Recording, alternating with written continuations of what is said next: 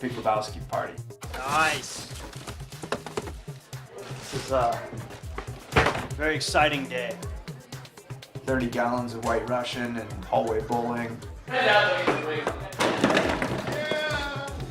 We work hard, but we party hard too. Okay, I'm good. I'm not dead.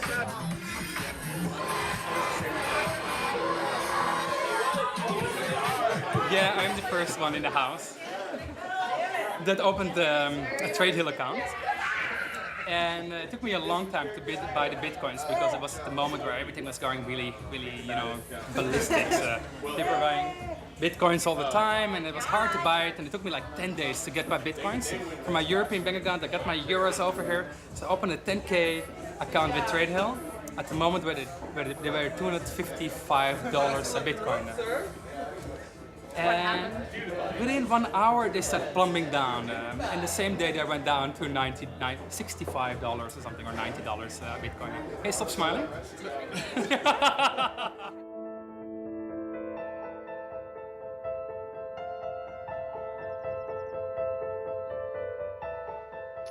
Trade Hill Round 2, we optimized for success.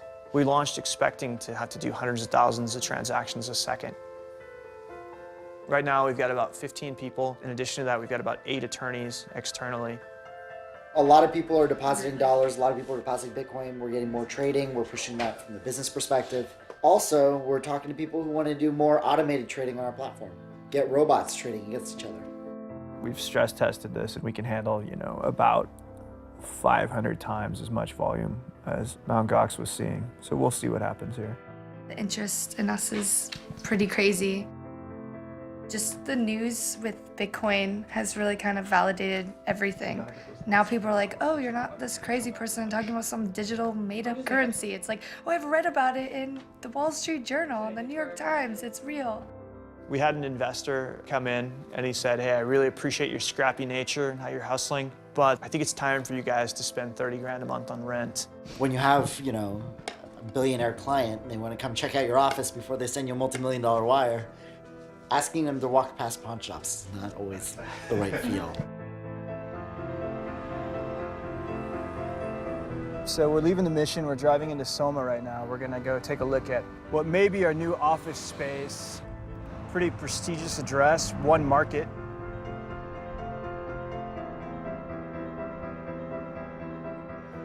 Right now we're trying to forge this path and we're trying to comply with existing laws and anticipate future laws, which is extremely expensive and extremely difficult. Is there parking here? Yes. Okay, is that included with? No. Of course. Absolutely not. Right. What is that? How much does that cost? From 450 to 600. It's not terrible. Ooh. That's pretty sexy. Twitter was here for over a year. Yeah. Amazon comes and go every single year. I have Macy's, I have JCPenney, all the big ones, they come over, they're part of the club.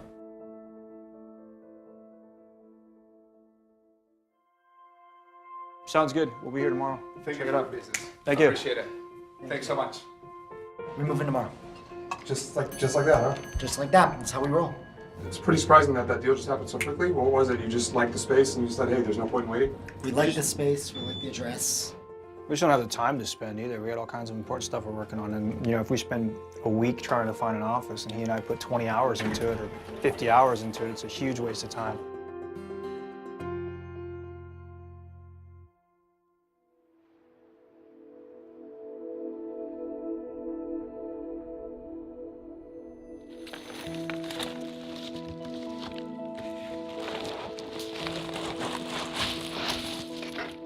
I thought they'd be in multiple bags rather than one big one, but hey.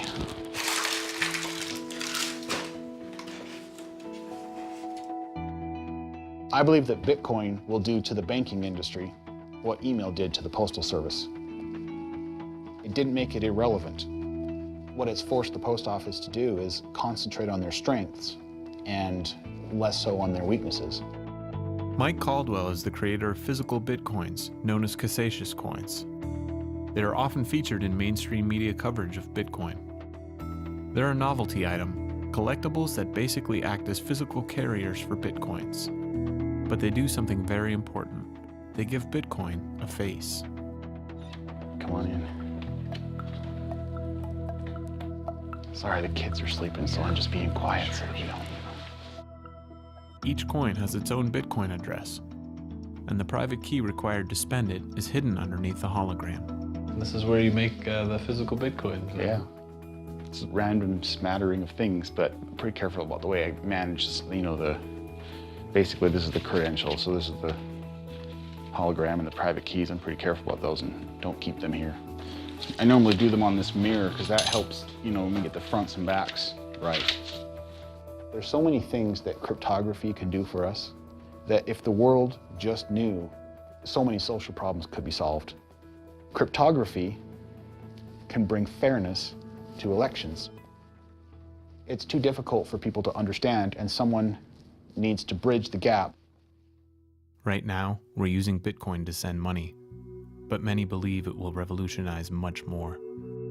The technology behind Bitcoin can be used to build decentralized systems with rules that can't be cheated.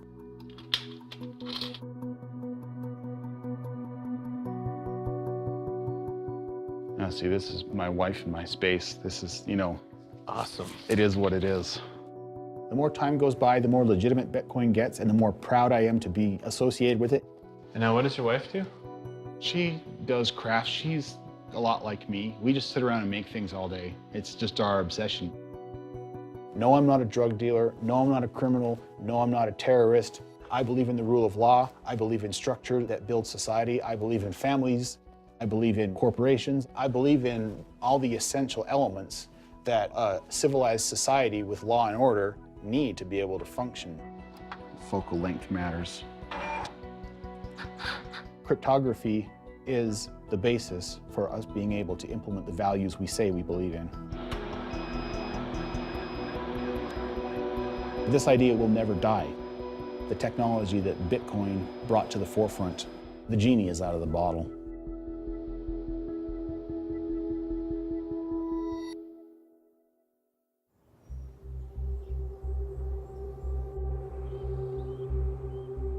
Since the crash, the Bitcoin price has been hovering around $100.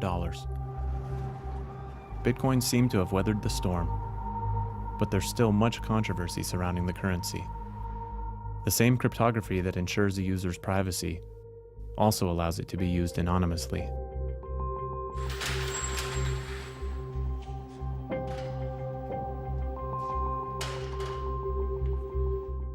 My father decided to retire, and he had an old failing print shop. I basically took it over and I converted it into an internet place. We're the only place in LA that supports Bitcoin right now.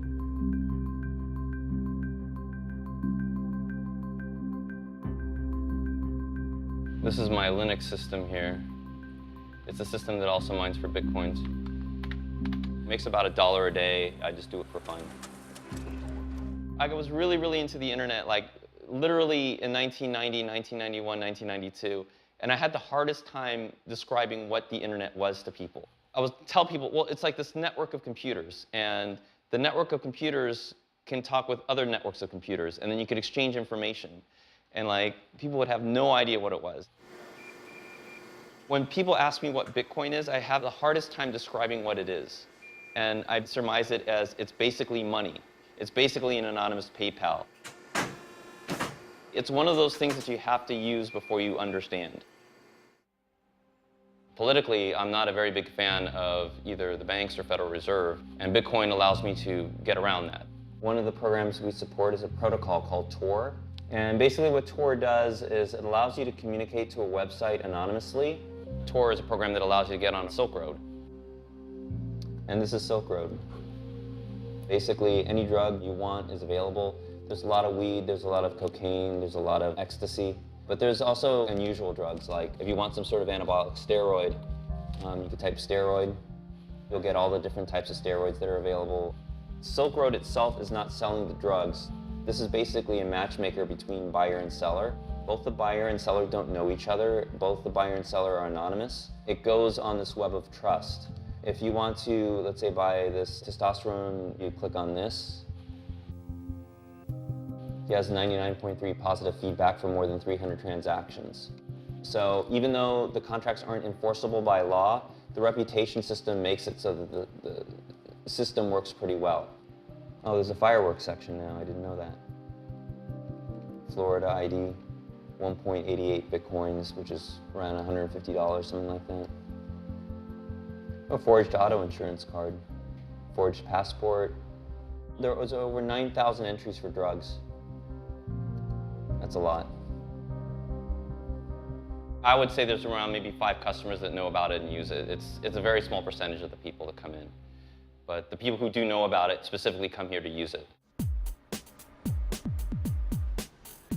What the customers do with the computers is pretty much their business. Another day in the office. If you're gonna do drug dealing of any sort, Silk Road is the place to go. How many people are selling cannabis right now? It looks like 2011 people are selling cannabis. They call me Mr. Bitcoin. I've probably been dealing drugs since I was like 17. Right now I'm 26. I think it's as a global thing when I'm on the computer. I'm doing business with the world.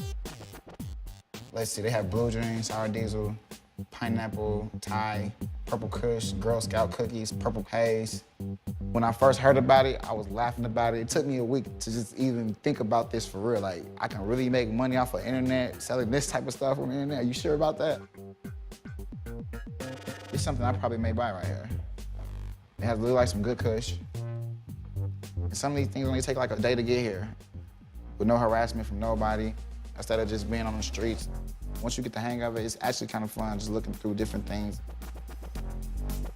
Mr. Bitcoin, I'm running with it. I like the name, you know what I mean? I'm not gonna lie, I get booty off this. I kind of like talking about this stuff with girls. Like, girls like that shit hot. Like, you're not only a street and you got a little nerd knowledge. This is great. I have like a lot of Bitcoin saved up already. My business is doing good. It's a fun way of doing hustling these days. Like, the future brings a different way to hustle, and I like it.